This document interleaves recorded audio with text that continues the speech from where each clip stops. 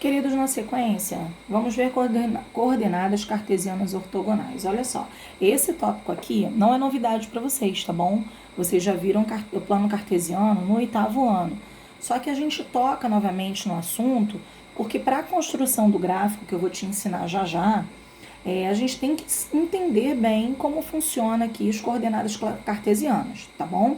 Então, veja bem, no plano cartesiano, a gente tem retas perpendiculares, ou seja, formando um ângulo de 90 graus. A horizontal é a x, né, que a gente chama de abscissa, e a vertical a y, que a gente chama de ordenada. A gente sabe bem que o ponto de encontro aqui, ó, é a origem, que a gente chama de zero, é o ponto zero, ponto 0, 0. 0 para x e 0 para y. Olhando para a reta x, à direita de zero são os valores positivos. 1, 2, 3, 4, 5. Ah, professor, isso eu estou cansado de saber. Beleza, mas pode ser que tenha alguém que tenha se esquecido, né? Então, a gente tem que lembrar. À esquerda, menos 1, menos 2, menos 3, menos 4, ok? Na reta y, acima de y, são os valores positivos. 1, 2, 3, 4 e abaixo os negativos, menos 1, menos 2, menos 3, menos 4, menos 5. Lembrando que aqui é infinito, tá? A gente vai fazer um trecho, que é o trecho do cruzamento aqui dessas coordenadas, beleza? Então, veja bem, se eu quiser marcar um ponto qualquer, relembrando para você, esse ponto qualquer, ele vai ser uma junção, né? Ele vai ser uma correspondência de um valor do eixo x com o valor do eixo y. Por exemplo, se eu quiser marcar esse ponto aqui, ó, esse ponto aqui, essa localização, onde eu marquei ali aquele ponto que eu vou chamar de ponto A. Qual é o par ordenado desse ponto? Primeiro, sempre a gente coloca x, que é correspondente ao valor 4, ó, e depois y, que é correspondente ao valor 3. Então, aqui seria o par ordenado do ponto A, ok? Relacionando com x4 e com y3, beleza? Se eu pegar, por exemplo, esse par ordenado aqui, ó.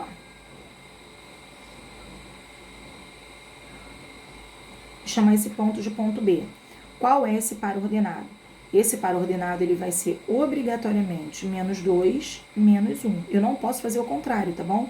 Porque primeiro tem que ser o valor correspondente ao eixo x das abscissas e depois ao eixo y das ordenadas. Só relembrando isso aí para vocês. Porque se vocês tiverem com deficiência nessa parte, infelizmente, a gente vai ter problemas aí na hora da construção do nosso gráfico, tá bem? Então, a gente precisa ter isso bem claro aí pra gente. Beleza. Então, já lembrando, lembrando também, esse quadrante aqui, ó, você tá vendo que o eixo, o plano cartesiano é separado em 4 partes. A gente chama de 4 quadrantes. É autoexplicativo o nome quadrantes, né? Esse aqui, no caso, é o primeiro quadrante, segundo quadrante, terceiro quadrante, quarto quadrante, ok? A gente não vai utilizar muito isso não, é mais mesmo para o seu conhecimento, para que você relembre lá do 8º ano, tá bom? Quando você trabalhou isso. Então, a gente tem alguns exemplos aí na página 73 e na página 74, a gente já começa a construção dos gráficos que eu quero falar para você como um exemplo que eu vou te dar. Então, eu vou colocar aqui, ó, vou separar aqui para utilizar bem a folha, para não ter que virar a folha para você. Então, veja bem, eu vou te dar um exemplo. Eu vou colocar aqui, ó, um gráfico, construção do gráfico do primeiro grau. Ou a gente chama de também gráfico afim, ok? Que é o gráfico de função do primeiro grau. Então, eu vou te dar uma função dos reais nos reais. Lembrando que esse aqui é aquele conjunto do domínio, ok? Esse aqui é o conjunto do contradomínio. Esse aqui é o x, esse é o y. Quem manda a flecha, ok? Essa daqui é f de x. Então, vamos lá. Sempre que eu tiver um gráfico do primeiro grau ou um gráfico função afim, ele vai ser um gráfico, vai anotando aí no seu caderno, tá? Ele vai ser um gráfico que é representado por uma reta. Quando a gente vê o gráfico da função do segundo grau, aí você vai ver que ela vai ser uma parábola, tem o formato de U, tá bom? Com concavidade para cima ou para baixo, mas isso aí vai ser daqui a pouco. Agora, você vai ver que o gráfico do primeiro grau ou o gráfico da função afim, ele é uma reta. E para a gente conseguir traçar esse gráfico, eu preciso de 2 pontos, ok? Eu preciso de pelo menos 2 pares ordenados como esse aqui, ó. Para eu conseguir fechar uma reta. Veja bem, aqui eu tenho 2 pontos, tá vendo? Se eu tenho 2 pontos, eu consigo ver que a minha reta, ela passa por esse e por esse. Então, eu fecho a minha reta aqui, ó. Se eu tivesse só o ponto A, teria várias retas passando pelo ponto A, com várias inclinações diferentes. Agora, se eu tenho 2 pontos, não, só tenho essa reta passando. Então, para eu traçar uma reta na função afim ou do primeiro grau, eu tenho que ter no mínimo 2 pontos. Tá bom, professora, mas como é que isso acontece? Eu não estou entendendo. Como é que eu farei isso? Porque ainda não expliquei. Eu vou te dar uma função, ó. Eu vou te dar uma função f de x, é um exemplo, tá bom? Menos 2x mais 1. Esse aqui é um exemplo de uma função afim. F de x igual a menos 2x mais 1, e eu quero que você trace o gráfico dessa função. Tranquilo, beleza. Como você vai fazer? Primeira coisa, você vai fazer uma tabelinha de x e y. Os valores de x, você vai substituir aqui. E a f de x, não esquecendo, é y, ok?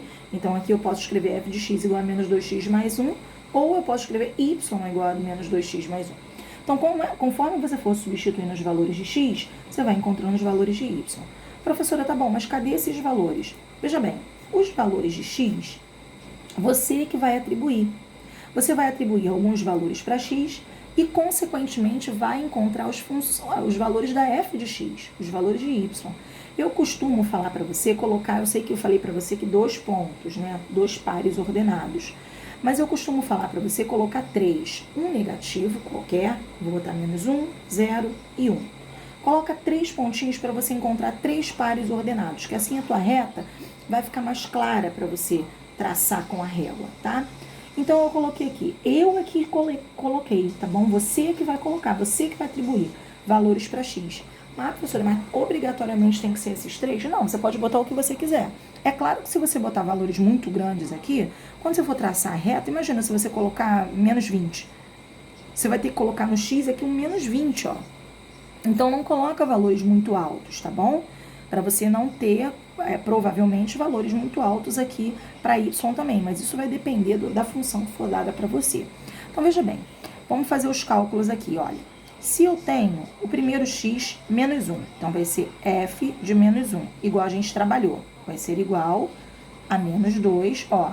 Só que no lugar do x eu coloco menos 1. Menos 1 mais 1. Então, a minha f de menos 1 vai ser igual a menos 2 vezes menos 1 vai dar mais 2. Mais 2 mais 1, a minha f de menos 1 vai ser igual a 3. Então, quando x for menos 1, eu já sei que meu y vai ser igual a 3. Olha aí o meu primeiro par ordenado. Aí eu vou no meu gráfico, vou marcar esse ponto. Daqui a pouco eu vou montar o gráfico. Primeiro eu estou vendo os pares ordenados, ó. Esse par aqui é esse aqui, ó. X menos 1, y3, ok? Vamos ver o nosso segundo par ordenado. Na minha f de x. Agora a minha f de 0, ó. X é igual a 0. Então, vai ser menos 2 vezes 0 mais 1. Todo número multiplicado por 0 é 0. Então, a minha f de 0 vai dar 1. Então, ou seja, y é igual a 1. Então, meu y é igual a 1. O próximo valor que eu atribuí foi 1. Então, a minha f de 1 vai ser igual a menos 2 vezes 1 mais 1. Então, a minha f de 1 vai ser igual a menos 2 mais 1. f de 1 é igual a menos 1. Ok? Então, devo 2, pago 1. Devo 1. Então, menos 1. Então, aqui vai ficar 0, 1 e aqui 1, menos 1. Lembrando que quando eu tenho um par ordenado onde um dos eixos é 0, o meu ponto está no outro eixo. Eu falei isso com vocês nas nossas aulas presenciais. O meu ponto está no outro eixo, tá bem?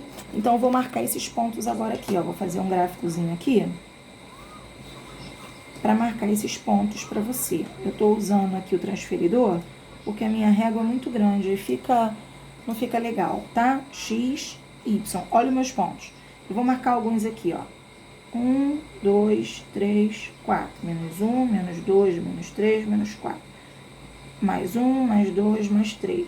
Menos 1, menos 2, menos 3. A minha distância aqui não foi muito legal, não. Provavelmente a minha reta, ela vai fugir um pouquinho. Você tem que fazer sempre essas distâncias iguais para a reta encaixar direitinho nos pontos, tá? O meu primeiro ponto, x menos 1, y3, ó. X menos 1, e o y 3 aqui.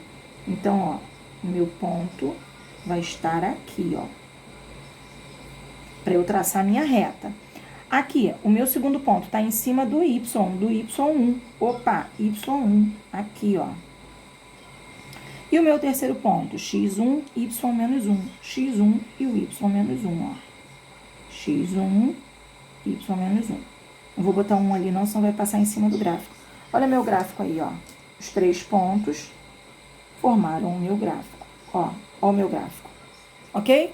Então, esse é o meu gráfico da função afim. Só mais uma coisa que eu quero falar para você nesse vídeo que já tá ficando muito longo. Esse formato de gráfico aqui, com essa inclinação para cá, ele acontece sempre quando o meu A é negativo. Então, veja bem. Aqui, olha, esse A aqui, tá vendo? AX mais B. A minha f de x, ela funciona dessa forma, ó. AX mais B. Esse A a gente chama de coeficiente angular. Eu vou falar para você daqui a pouquinho disso. E esse B é o nosso coeficiente linear.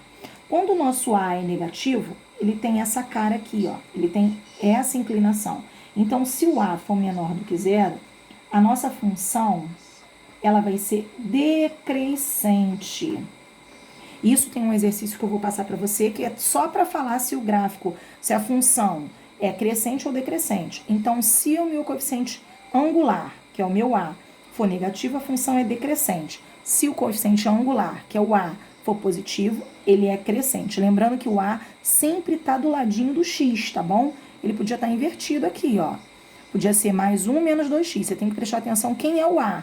O A sempre está coladinho no x. Então, a minha função é decrescente. Beleza? No próximo vídeo, eu vou colocar para vocês um exemplo de uma função crescente.